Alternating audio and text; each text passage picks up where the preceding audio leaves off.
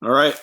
So it's Friday, and it's the last day of week one of remote learning. And I hate to be redundant, but we're going to keep working on Google Docs. I want to get through some of the interwar stuff so that we can get on to the causes of the Second World War. And the cool thing, well, I think it's cool about what we're going to be talking about today and what you're going to be reading about today is that a lot of it is relevant to what's happening right now, especially when we talk about government stimulus projects to try to get people, money that they need for basic supplies like medical, attention, food, paying your rent, things like that. So we're going to see how that impacted Germany in the aftermath of World War One. And you guys are going to make some parallels between what's happening right now and what happened back in the mid 1920s in the aftermath of World War One. So a lot of this is incredibly relevant to what we're talking about right now. You guys are going to be working off of the Google Doc that's titled Political Fallout of the Era of Uncertainty. You guys already know what that is. And you guys can see the subtitle is What Happens When Society Lacks a Majority, okay? And really, I'm going to edit that. When a democratic society lacks a majority. We're going to kind of explore that.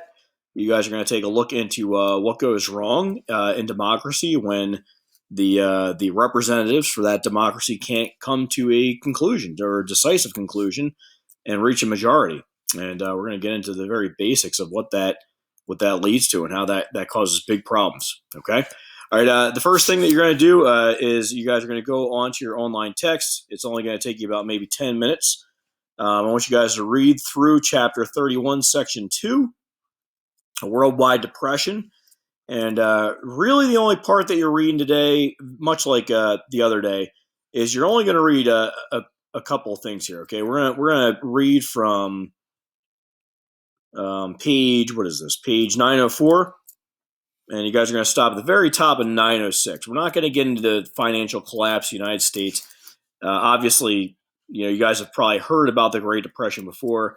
You might know that it had its roots here in the United States, but we're really only going to focus on its impact in Germany and in Europe because that's really what we want to get into today. Okay, so you guys are going to read through really quickly a worldwide depression. You're going to read pages 904, 905, and the very top of 906. And then when you're done that, you're going to come back to our Google Doc. And our Google Doc is mainly just you guys kind of, spitballing information. You guys are free to work together on this today, okay, unlike in days past, because I want you guys to kind of bounce ideas off each other's heads if you want to. You guys can share each other to the document. That's fine. What I would like you to do is I would like you to highlight in a specific color your edits. In other words, your posts. If you guys are going to do that, okay. So if you're going to be in pink, that's fine. If you're going to be in green, that's fine. But what I would like to see is everybody contributing a little bit to this document. Okay. All right. The first thing that you're going to look at is how democracy can fail. Okay. Keep in mind, guys, democracy is a very simple concept. It's the idea that the government exists to uphold and protect the basic rights of the citizens. And in order to do that, you need a majority of the citizens and their representatives to come to a conclusion, to make laws, to pass legislation. So the question that we start off with is creating a scenario. Okay, list scenarios when the basic principle of majority rule, in other words, reaching a majority in a voting process, fails to provide for the welfare of the nation. So think of a scenario and get creative with it. And you guys can say I put that right there. Think of a scenario where say, like, the Congress, the House of Representatives, or the Senate, they somehow can't reach a majority. They can't get the 51 votes needed, in the Senate to pass a bill into law. Okay, how would that be the case? What might lead to that? Okay, why wouldn't we be able to get to a 51 in the House of Representatives? I don't know what the count is right now, but why can't we get to a 50.001% vote to reach a majority? What type of scenarios might lead to that? And I'll give you a hint. think of political parties. Okay, what might be the case of political parties? Okay, how might the vote be divvied up? And especially in the aftermath of World War I, from what we talked about, you guys know a lot about this now. This is a period of uncertainty. What's happening with different political ideas. Okay, we have women voting for the first time. That might create different problems there. Okay, for the democratic process early on. So what are some different scenarios that a democracy might run into where the legislative branch, the lawmakers, can't reach a majority vote? Okay, so I want you guys to kind of plug in some ideas there for the first part. Okay, now after you guys are done reading, I want you guys to bone up on the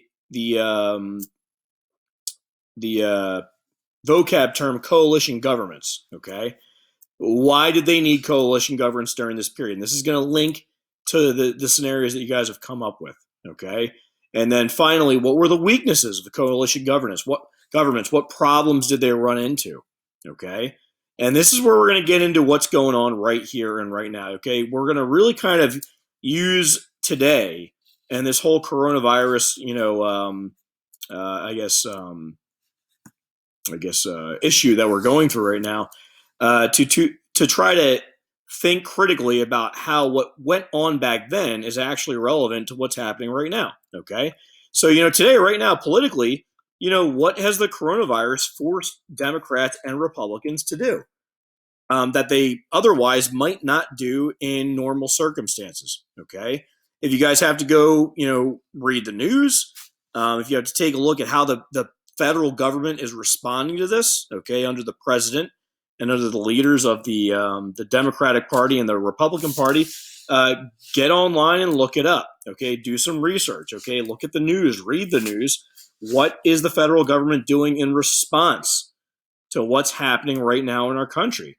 Okay, so what has happened politically over the last couple of weeks in response to this crisis? Okay, and then after you guys are done reading about hyperinflation in Germany, I want you guys to try to make some connections between what happened in Germany in 1924 with what our federal government is proposing to do right now in relationship to the coronavirus. Okay, what is the federal government? What have they just passed legislation on in the past couple of hours here? And how is it similar to what went on in Weimar, Germany? Now, I'm not saying that the results are going to be the same, but you guys should be able to figure out parallels between how two governments, democratic governments, responded to a crisis in a very similar way. Okay, why did they respond the way they did? How did they respond the way they did? And what might be the long-term repercussions? Okay, and let's plug that in here. Okay, let's type in long-term repercussions. Okay, so again, that's going to be for Weimar, you're going to have to read it. Okay, and then for the United States, for us today, okay, I want you guys to make predictions. All right.